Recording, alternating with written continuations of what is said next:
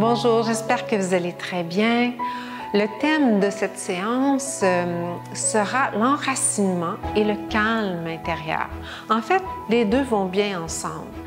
Lorsqu'on désire s'ancrer, s'enraciner, se déposer, pour éventuellement mieux se déployer avec calme et sérénité et harmonie, on peut utiliser toujours nos postures debout en prenant bien le temps de maintenir les postures debout. On peut aussi choisir des postures de flexion avant et des postures où on pourra déposer notre front, par exemple, sur le sol ou sur le tibia.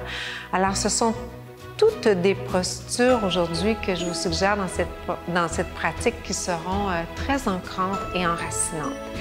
Alors, vous aurez besoin de votre courroie et de vos blocs. Alors, je vous laisse vous préparer, peut-être aussi prendre le temps de vous intérioriser et d'expirer avant de commencer votre séance. À tout de suite.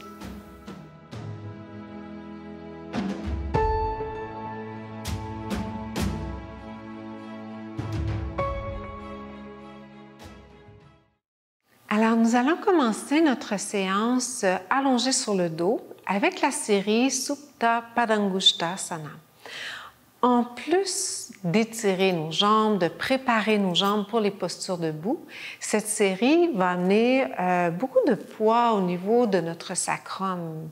Et quand le sacrum se dépose dans le sol, il y a un apaisement du système nerveux. Alors, vous allez vous installer, vous allonger sur le sol et avoir besoin de votre courroie et peut-être, si jamais vous en avez besoin, mettre une couverture à l'arrière de votre tête afin de garder la nuque bien allongée.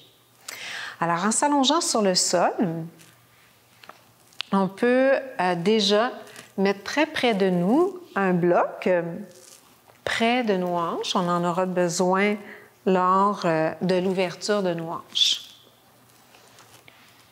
Donc, on vient se dérouler vertèbre par vertèbre. N'hésitez pas à prendre l'arrière de vos jambes pour bien déposer tout le dos au sol. Alors ici, si vous avez les cheveux attachés comme moi, vous pouvez enlever l'élastique de façon à ce que votre tête puisse être bien déposée sur le sol et les bras déposés de chaque côté. On prend le temps de laisser notre bassin se détendre dans le sol. On prend le temps aussi au ventre de se détendre. Donc, on laisse l'espace pour le ventre de s'apaiser vers le sol. Ça nous permet aussi de commencer à nous intérioriser et de ressentir le corps, de l'habiter complètement. Souvent, on prend après quelques secondes, il y a une belle expiration là, qui se fait tout naturellement. On peut ressentir la nuque qui commence aussi à se détendre. Donc, pendant toute la séquence de cette série-là de Supta Padangusthasana, on voudra garder notre bassin bien carré. Ce que je veux dire par bassin bien carré, c'est de ressentir que vos crêtes iliaques sont toujours sur le même niveau. Donc, il n'y aura pas un déhanchement au niveau du bassin. Et ainsi, on pourra garder aussi la taille allongée des deux côtés. Alors, à la prochaine expiration, ramenez doucement les genoux vers la poitrine. Les mains peuvent prendre soit les tibias, soit l'arrière des jambes et laisser doucement les cuisses se déposer vers les côtes. Ceci est une direction, bien entendu. Vous y allez selon votre amplitude de mouvement. Et je vous rappelle que dans toutes les postures, il n'y a nulle part où aller. Donc, c'est-à-dire qu'il n'y a pas à rien forcer. Vous laissez tout simplement le corps commencer à s'ancrer, se déposer. Quand on veut aller trop loin, trop vite dans une posture, le corps va avoir comme réflexe de se contracter pour se protéger. On veut éviter ça. Utilisez plutôt l'expiration pour laisser les cuisses descendre un peu plus à mesure que le corps autorise cet espace. Alors, on peut allonger notre jambe gauche vers le plafond, puis ensuite déposer la jambe gauche sur le sol. On va maintenir à peu près 5 respirations. On va maintenir la posture pour 5 respirations. Alors ici, tranquillement, on peut ramener le genou droit vers la poitrine en laissant les épaules se détendre.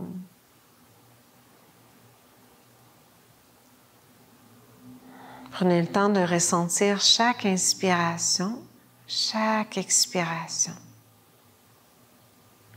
Et à mesure que je me détends dans la posture, je sens un petit peu plus de profondeur, autant au niveau de la posture, autant au niveau d'une profondeur de pesanteur là, du sacrum qui commence à descendre dans le sol.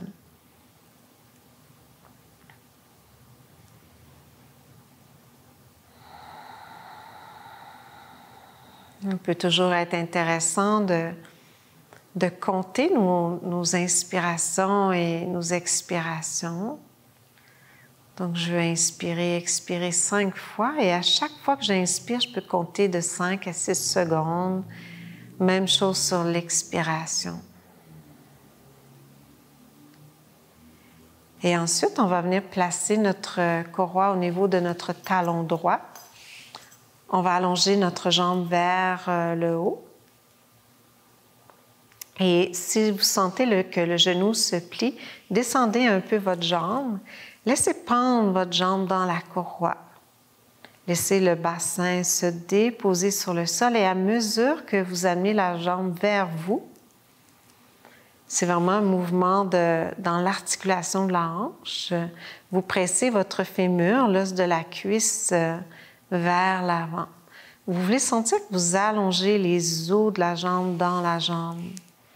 Toujours les épaules bien détendues.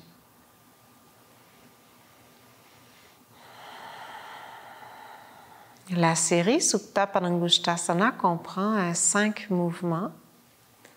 Aujourd'hui, on va faire 2 de ces 5 mouvements.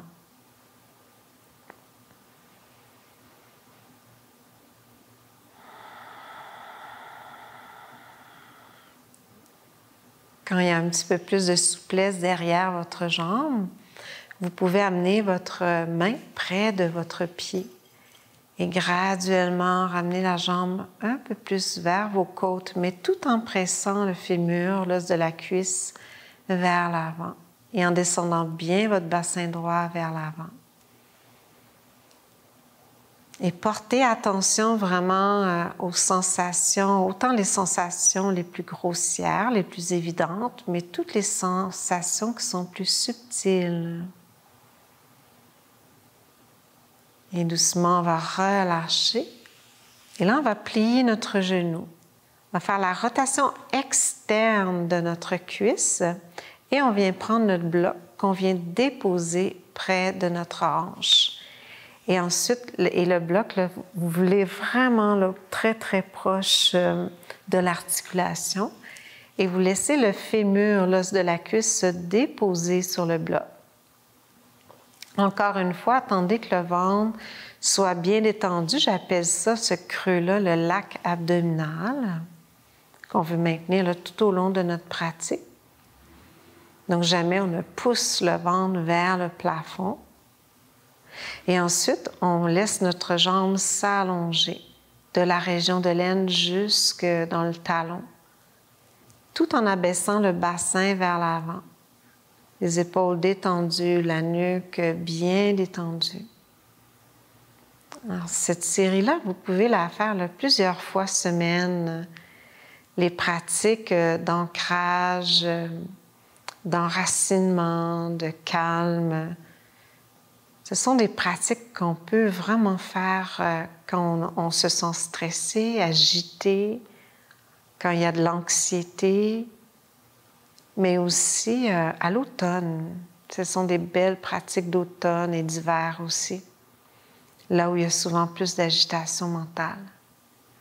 Ensuite, doucement, on va ramener la jambe vers le plafond Et laissez la jambe se déposer sur le sol. Repoussez le bloc pour ressentir les deux jambes, pour prendre conscience de l'effet de cette posture. Déjà, vous pouvez peut-être sentir votre jambe qui est un peu plus basse, un peu plus longue. Et le ventre aussi, que c'est peut-être plus détendu, le bas-ventre à droite, plus creux. Et ensuite, ramenez les deux pieds près du bassin. Ramenez les cuisses près des côtes et laissez vos cuisses fondre vers vos côtes. Les épaules détendues, la nuque détendue. Allongez la jambe droite, cette fois vers le haut. Et en pressant le genou vers la poitrine, on descend notre jambe vers le sol. Alors ici, c'est une belle préparation, là, genou-poitrine pour créer de l'espace au niveau de la hanche. Si jamais votre fémur droit presse, pop vers le haut, alors c'est une bonne indication que le psoas est peut-être un peu tendu. Continuez à diriger lentement votre jambe vers l'avant et le fémur vers le sol.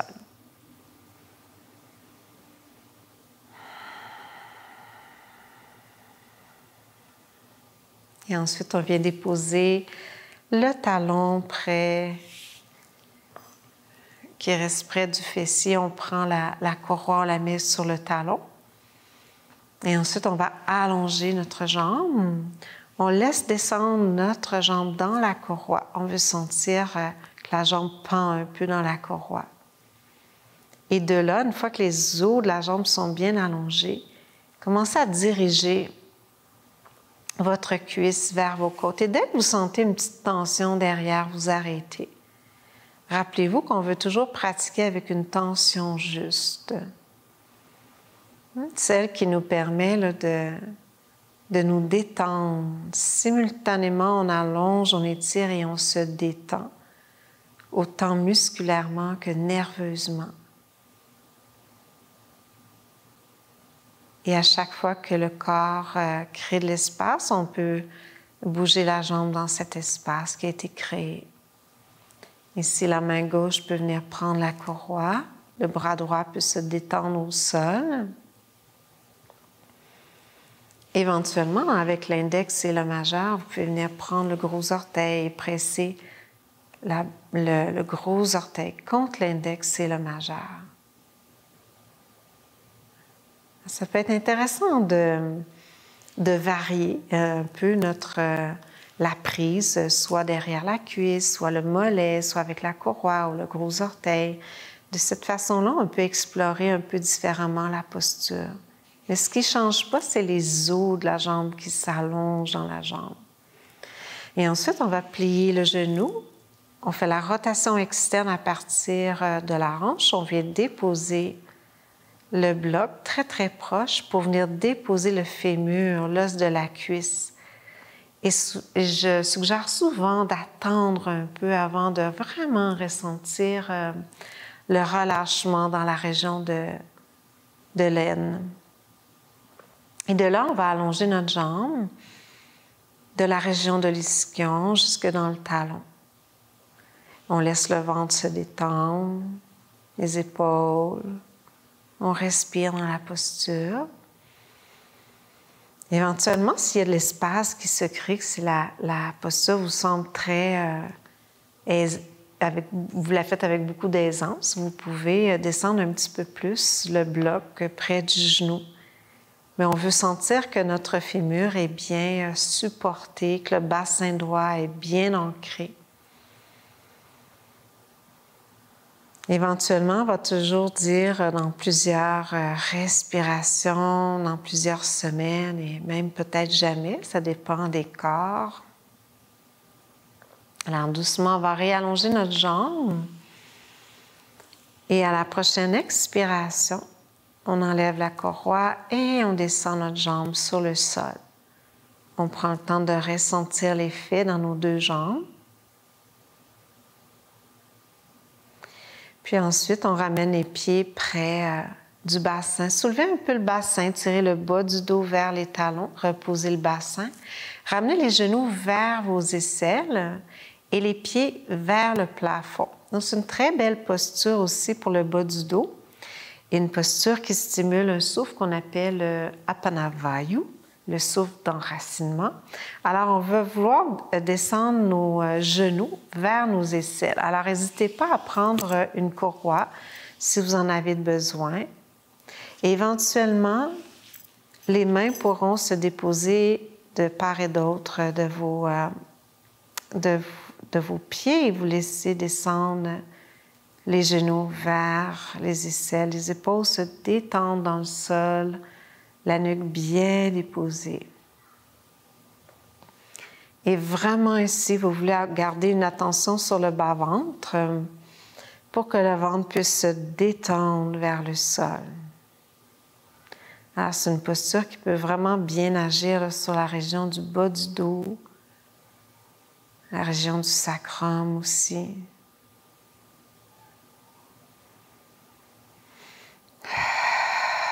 Utilisez vraiment vos expirations pour relâcher, laisser aller. Et puis doucement, on va réallonger nos jambes vers le plafond. Laissez vraiment le sacrum se détendre, plier les genoux et redéposer les pieds au sol. Laissez le bassin se soulever en contre-posture en guidant le sacrum vers les talons. C'est vraiment la posture du demi-pont, mais fait vraiment en douceur. Juste histoire de réallonger le bas du dos, on soulève les talons et on redéroule vertèbre par vertèbre. Alors, on va se tourner sur le côté pour lentement venir s'asseoir. Alors déjà, on a commencé à créer de l'espace pour nos jambes, nos flexions avant, nos ouvertures de hanches aussi. Alors, continuons à calmer le système nerveux. Alors, par la posture de l'enfant, on ramène nos talons ensemble, les gros orteils ensemble, les genoux ensemble, et on va laisser les côtes se détendre sur les cuisses et le front se poser au sol. Alors ici, il peut y avoir quelques variations. N'hésitez pas à légèrement écarter vos genoux pour laisser de l'espace au niveau de l'estomac. S'il n'y a pas de problème au niveau de l'estomac, les jambes sont ensemble pour que le dos puisse vraiment bien se courber. Les bras peuvent s'allonger le long de vos jambes et le front se poser au sol. On va prendre à peu près 5 à 6 respirations ici. Vous pouvez toujours mettre le bloc sous le front et les mains près du bloc si vous avez besoin d'un peu plus d'auteur. Et laissez le souffle remplir le bas du dos, le milieu du dos et le haut du dos. Lorsqu'on veut s'ancrer, s'enraciner, puis calmer l'agitation mentale, on va porter vraiment une attention particulière à l'expiration. Donc, vous voulez expirer longtemps, mais complètement, mais sans forcer.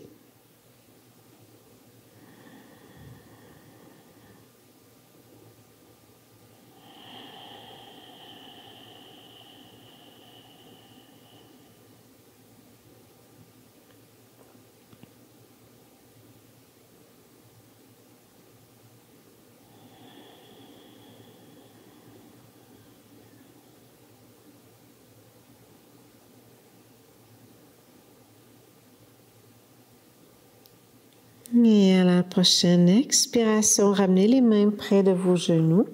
Soulevez les épaules, glissez vos mains loin en avant. Prenez un petit moment ici. Alors là, on peut amener un bloc pour Adho Mukha Svanasana, le chien tête en bas, avec le front sur le bloc. Alors ici, il s'agira de vraiment venir prendre sa mesure. On peut avancer un peu nos mains. Nos poignets qui sont parallèles à notre tapis, les bras bien allongés, les épaules loin des oreilles. repliez les orteils et allez chercher votre chien tête en bas. Vous pouvez faire la planche pour avoir une bonne mesure entre les mains et les pieds. Et ensuite, les mains qui repoussent le sol et le front peut atterrir sur le bloc avec la peau du front qui glisse vers le nez. N'hésitez pas à plier les genoux si en allongeant vos jambes, déposant les talons, le dos s'arrondit un peu trop. On plie les genoux, on dirige les os des fesses vers le plafond. La base des gros orteils bien ancrée pendant que les bras sont allongés. Et ensuite, on peut presser les fémurs vers l'arrière et laisser descendre les talons dans le sol. Respirez bien. Parfois, il peut y avoir des blessures au niveau des épaules. Le demi-chien tête en bas est toujours aussi une bonne idée. Alors, à ce moment-là, les genoux seront au sol et vous pourrez avancer vos mains un peu plus loin en avant et venir déposer le front au sol. Le bassin est encore un peu plus haut que les épaules. Alors, toujours bien adapter notre pratique à notre corps, à ce qu'on ressent dans le moment présent. Prendre soin du corps. C'est important d'aimer notre corps. Aimer veut dire accepter ce qui est là, arrêter de juger quoi que ce soit. Pratiquer avec un mental complètement détendu, un mental silencieux.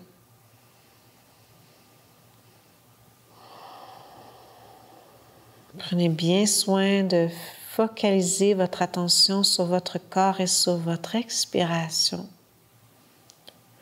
On sait qu'on a un bon chien tête en bas quand on sent le bas-ventre qui est comme aspiré vers le nombril. Et à la prochaine expiration, on soulève un peu le front. On va marcher nos mains au centre et nos pieds au centre du tapis. On peut placer les mains sur le bloc, réallonger le dos à la moitié. Et en pliant les genoux, vous allez laisser descendre le bassin. On s'en va ici vers Uttanasana. Les côtes peuvent atterrir sur vos cuisses. Et éventuellement, laissez vraiment la colonne couler vers la terre. N'hésitez pas à garder les mains sur les blocs si vous en avez besoin. Et graduellement, vos jambes qui peuvent s'allonger.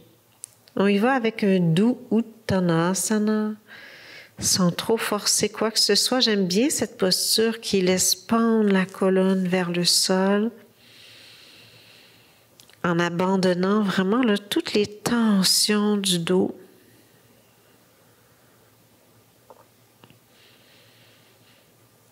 Et à l'expiration, on va plier les genoux, on va dérouler vertèbre par vertèbre, une à la fois. Et rendu debout, on prend vraiment le temps de s'ancrer, de s'enraciner. Et on ramène les mains au cœur, Samastiti. Alors, on peut s'avancer en avant de notre tapis. Ici, on ira dans une posture qu'on appelle Malasana. Alors, vous aurez peut-être besoin de vos blocs pour les mettre sous les talons. Alors, main au cœur, le dos bien allongé, les épaules bien détendues. Pliez les genoux, cédez le poids à la terre. Alors, pour s'ancrer, on amène beaucoup d'attention au niveau de nos pieds, nos jambes, notre bassin. Et pendant qu'on allonge les jambes, on garde du poids à la terre, le sacrum coccyx vers le sol. Expirez. À l'inspiration, nos bras vont s'allonger vers le haut. Sentez tout l'avant du corps qui s'allonge. Et sur l'expiration, pliez les genoux, mains au cœur. Utkatasana. Ici, on peut soulever, écarter les orteils pour s'assurer d'être à la bonne place sur nos pieds. Et à l'inspiration, les bras vont s'allonger. Et à l'expiration, Uttanasana, la colonne qui coule vers la terre. On va remonter à la moitié à l'inspiration. Et on va laisser descendre notre bassin à l'expiration. Alors ici, on peut laisser les talons monter. On inspire bien. Et à l'expiration, Uttanasana, le bassin remonte, la colonne coule vers la terre. Les pieds s'enfoncent dans le sol, l'inspiration remonte jusqu'en haut. Sacrum coccyx bien ancré vers la terre, expire, main au cœur, Samastiti. Inspiration, les bras s'allongent. J'ai terminé d'inspirer, je peux soulever, écarter les orteils et venir m'asseoir dans Utkatasana. On maintient la posture, les bras s'allongent à l'inspiration, vous pouvez déposer vos orteils. Et à l'expiration, le bassin descend, la colonne qui coule vers la terre. On laisse toutes les tensions du dos se détendre. Ici, assurez-vous de bien relâcher la colonne cervicale. On remonte à la moitié. Vous pouvez plier les genoux ou pas. Gardez le dos bien droit. Inspirez, on crée de l'espace pour nos poumons. Et à la prochaine expiration, laissez le bassin descendre. Une belle compression abdominale, toujours en stimulant Apanavayu. On inspire dans le bas, le milieu, le haut du dos. Expiration, le bassin se soulève, la colonne coule vers la terre. Inspiration, les pieds viennent s'ancrer dans le sol pendant que le bassin remonte. Tout le corps, les bras. Et expiration, main au cœur, Samastiti. Ça inspire dans le bas des poumons, le milieu des poumons et le haut des poumons. Expiration, Utkatasana avec les mains au cœur. Inspiration, les bras s'allongent. Expiration, Uttanasana. Inspiration à la moitié. Expiration, le bassin descend. Inspiration dans le bas, le milieu, le haut du dos. Expiration, le bassin remonte, la colonne qui coule vers la terre. Beaucoup de fois la base des gros orteils qui sont fonce dans le sol pour remonter à l'inspiration, le bassin, l'avant du corps, les bras. Et à l'expiration, main au cœur, Samastiti, tout en ressentant bien nos pieds en contact avec le sol. Alors, on inspire pour 5, 4, 3, 2, 1. On expire pour 5, 4, 3, 2, 1. On inspire à la moitié. 5, 4, 3, 2, 1. Expiration, le bassin descend. 5, 4, 3, 2, 1. On inspire dans le bas, milieu, le haut du dos. Expiration à peu près pour 5 secondes. 4, 3, 2, 1. On a terminé d'expirer, les pieds s'enfoncent dans le sol, on remonte pour 5, 4, 3, 2, 1. Et expire, on ramène les mains au cœur. Alors, c'est une séquence qui est très ancrante, très enracinante. Et bien sûr, vous voulez y aller selon votre rythme respiratoire. Je vous ai proposé 5, ça peut être 6. On peut inspirer pour 3 et expirer pour 6, 7 secondes. Alors, ça devient une pratique qui est très, très enracinante. Alors, main au cœur, Samastiti. Pliez les genoux, cédez le poids à la terre, main sur le bassin. Gardez votre pied droit devant, amenez votre pied gauche loin derrière. Et là, on va ouvrir le bassin. On va éloigner notre jambe droite vers notre jambe gauche, vers l'arrière. Et amenez le genou au-dessus de la cheville. Vous voulez garder le genou aligné avec le deuxième et le troisième orteil. Donc, on favorise ici l'ouverture de hanche en amenant beaucoup de présence dans nos racines. À l'inspiration, on peut réallonger notre jambe, réallonger les bras, allonger la taille. Et à l'expiration, Virabhadrasana 2. On va maintenir la posture. Donc, vous inspirez et vous expirez longtemps. Et tout en expirant, vous laissez le corps s'ancrer, s'enraciner. Toujours bien focaliser sur les pieds, avoir une belle concentration, genoux dessus de la cheville. Donc, on garde notre présence dans nos jambes, dans notre bassin, le plancher pelvien légèrement soulevé, l'arc abdominal, les épaules tombent, la colonne s'allonge et les bras qui s'allongent. On reste dans notre corps. À la prochaine inspiration, on va réallonger notre jambe. Et à l'expiration, c'est le bassin qui va descendre par-dessus le fémur pour Trikonasana, la main sous l'épaule, l'autre main au-dessus de l'épaule. Alors, ce sont des postures qu'on a préparées tantôt avec la série d'étirements des jambes au sol, Supta Padangusthasana. Alors ici, on peut pleinement profiter de cette souplesse de jambes pour descendre doucement le bassin, mais toujours avec une belle tension juste. Les jambes bien allongées, le bassin qui descend graduellement. On peut toujours placer un bloc sous la main pour repousser le sol avec notre main droite. Ça peut être très soutenant, cette variation-là, pour nos jambes, pour notre corps.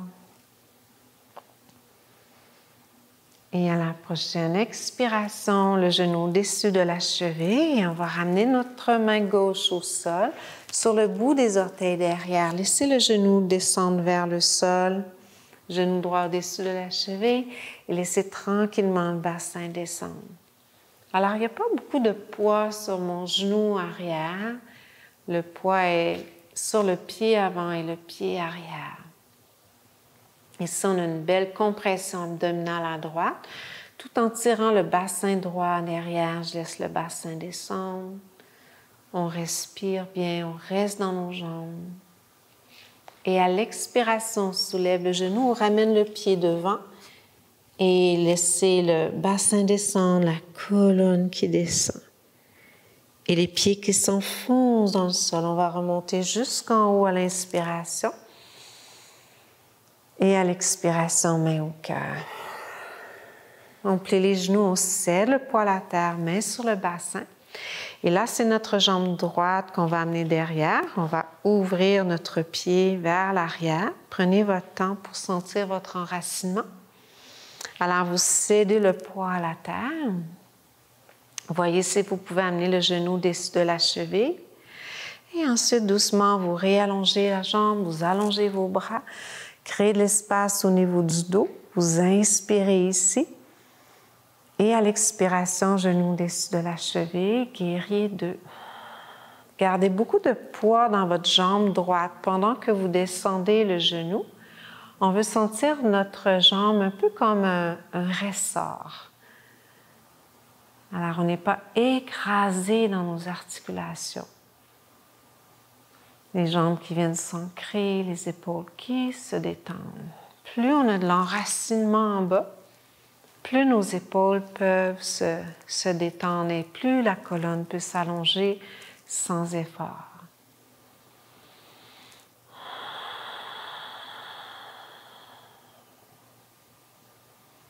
Et à la prochaine inspiration, on va réallonger notre jambe. Et là, le bassin qui descend par-dessus le fémur et le dos qui reste bien allongé. Et on peut déposer la main sous l'épaule, l'autre main au-dessus de l'épaule. Et on continue de nourrir nos racines, des hanches jusque dans nos pieds. On peut toujours venir déposer la main sur le bloc et repousser le sol. Ouvrez bien le bassin droit vers le haut. Pendant que le talon droit reste bien ancré, on peut regarder vers la main droite. Alors, c'est très subtil, mais on continue de ramener le pubis vers le nombril pour bien allonger le bas du dos. Au lieu de laisser le bassin partir vers l'arrière, et toujours maintenir une belle tension juste.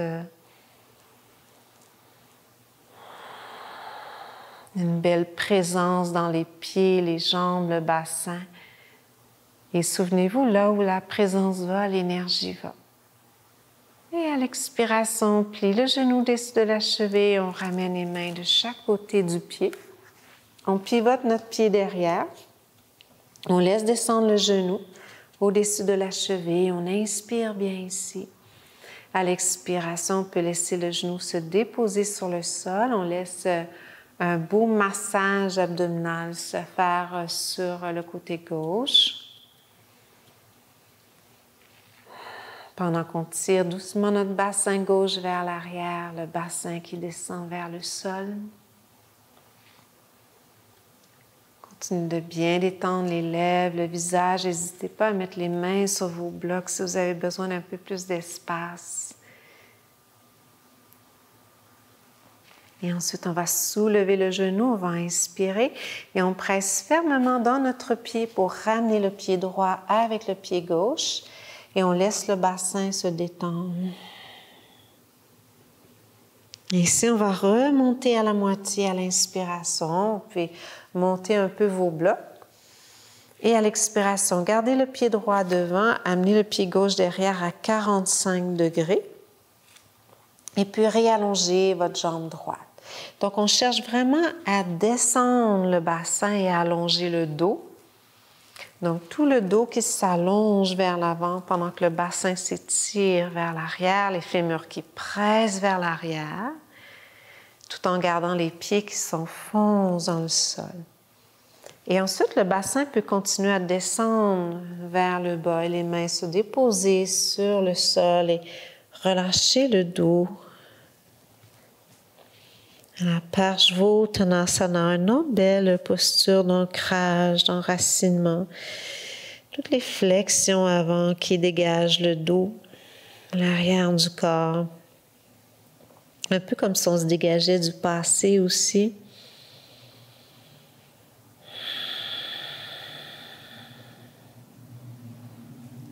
On se laisse fondre à chaque expiration. N'hésitez pas à amener vos mains vers l'arrière pour aller chercher un peu plus d'ouverture dans la région des omoplates. Ensuite, on plie le genou au-dessus de la cheville. On ramène le pied gauche devant. Les deux pieds bien ancrés dans le sol, le dos qui se réallonge à l'inspiration. Pliez un peu les genoux, amenez votre jambe droite derrière à 45 degrés et venez vous déposer dans vos pieds. Les pieds qui pressent, les cuisses qui pressent vers l'arrière. On inspire ici. On peut descendre les blocs si le bassin est assez bas. Donc, quand je parle du bassin, je parle des crêtes iliaques qui descendent vers les cuisses. Et ensuite, peut-être que la colonne peut commencer à se détendre.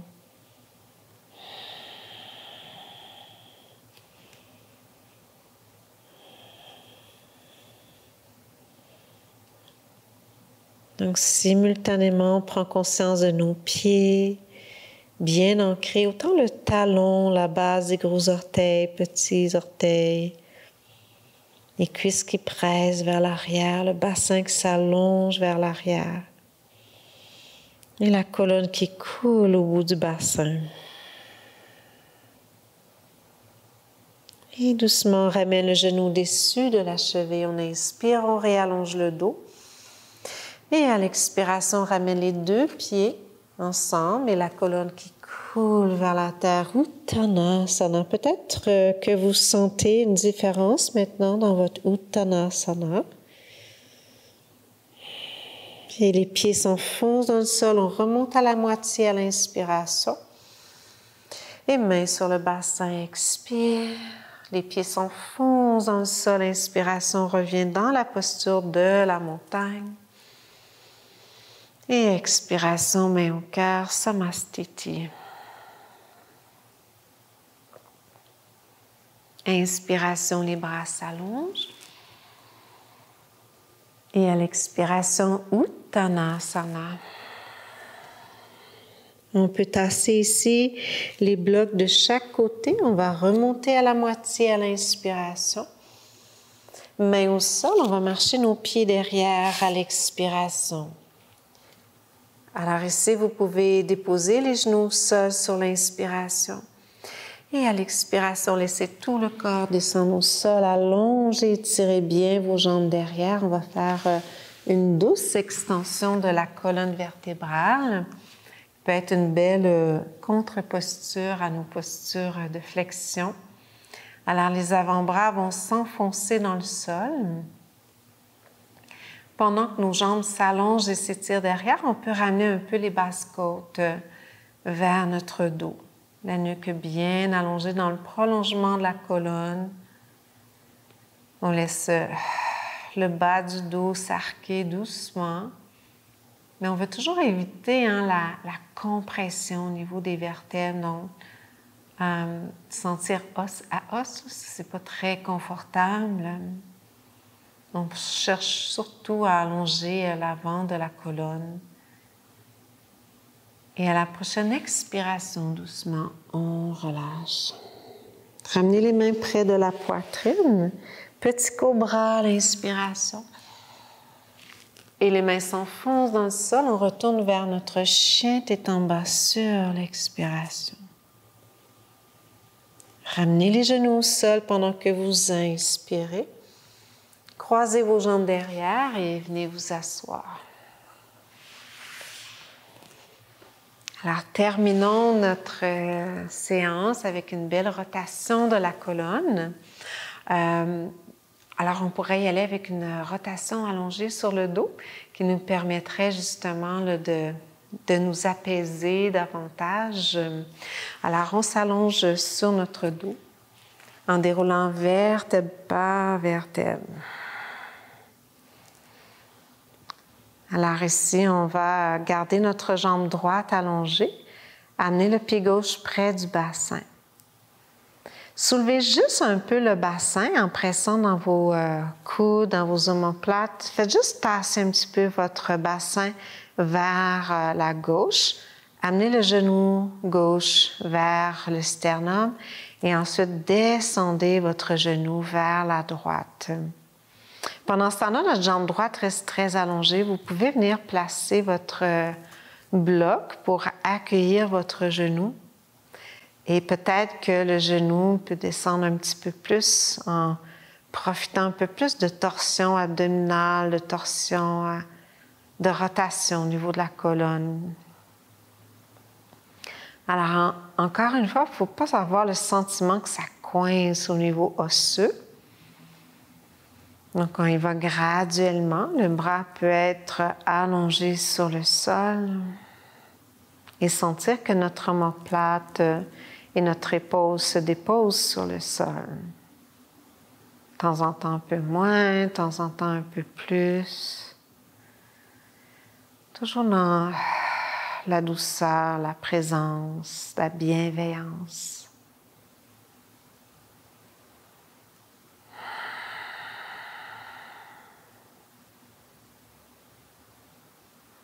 Et doucement, on ramène nos pieds près du bassin. Les pieds s'enfoncent dans le sol, on soulève le bassin. On peut déjà tasser un petit peu notre bassin vers la droite, allonger la jambe gauche, ramenez votre genou vers le sternum et descendez doucement le genou que vous pouvez déposer sur le bloc. Attention ici, là, toute votre ceinture scapulaire, vos omoplates vont rester bien parallèles et au sol. Alors, surtout si vous avez une scoliose au niveau du dos, votre twist ne sera jamais pareil à droite et à gauche. Alors, on veut faire attention de ne pas nécessairement vouloir quoi que ce soit là, pour descendre dans la posture loin au sol. On y va plutôt graduellement à mesure que le corps crée son espace.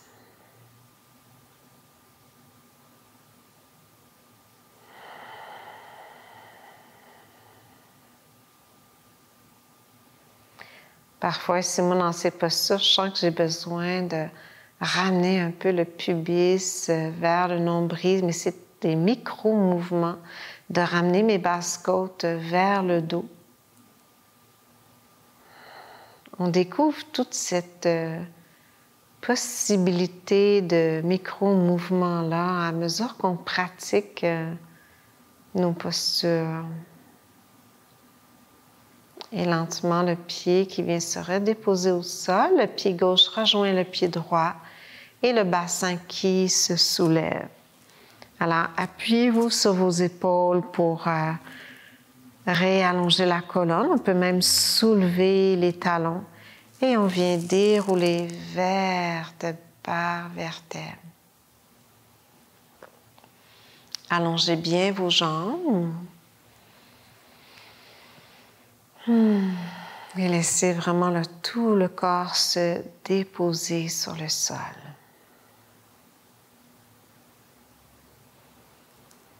Prenez votre temps ici pour apprécier les effets de votre pratique. Les effets de chacune des postures vont tranquillement s'intégrer dans toutes les couches de notre être. Alors, on accueille tout ce qui a été bon pour nous, puis on laisse aller le reste, tout simplement. On amène ici la conscience dans le repos. On prend notre temps pour ressentir le corps qui se dépose.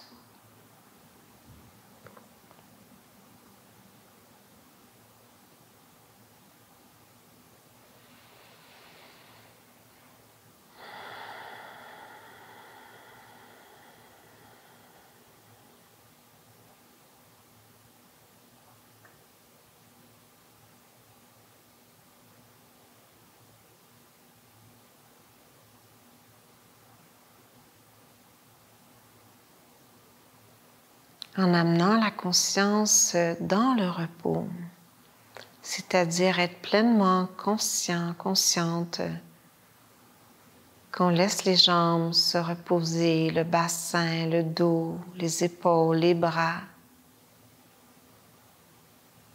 qu'on amène une certaine intensité de présence dans le repos.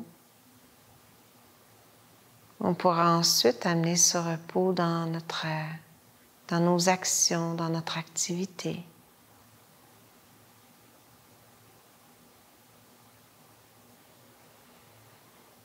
Alors, vous pouvez continuer votre Shavasana. Si vous avez du temps, permettez-vous d'être là pour encore peut-être 5, 10, 15, 20 minutes. Sinon, ramenez doucement les pieds près du bassin.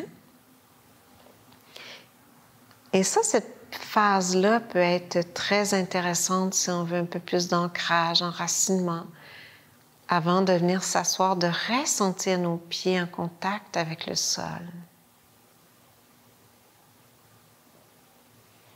Et doucement, on peut se tourner sur le côté et lentement, poussant dans notre main, venir s'asseoir à nouveau.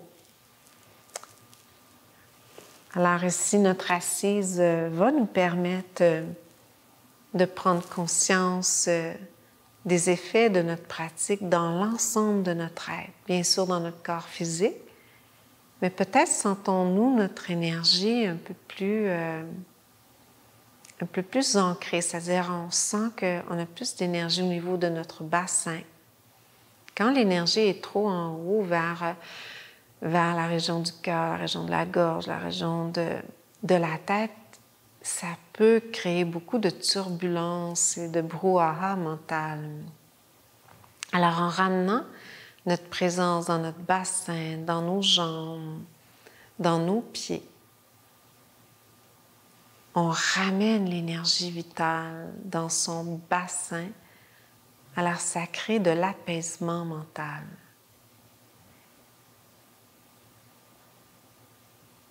Donc, pour vous ancrer, vous pourrez toujours refaire cette pratique ou tout simplement aller marcher dans la nature en prenant conscience de vos pieds, de vos jambes, de votre bassin. Et surtout, prendre le temps de sentir votre ancrage à la terre, dans ce monde, avant de vous déployer. Ramenez les mains au cœur. Vous pouvez aussi dédier votre pratique à quelqu'un qui en aurait besoin ou à l'ensemble de votre communauté, tout simplement en laissant s'envoler un vœu de paix, de sérénité. Om Shanti, Shanti, Shanti, Namaste. Alors, je vous dis à une prochaine pratique. À bientôt.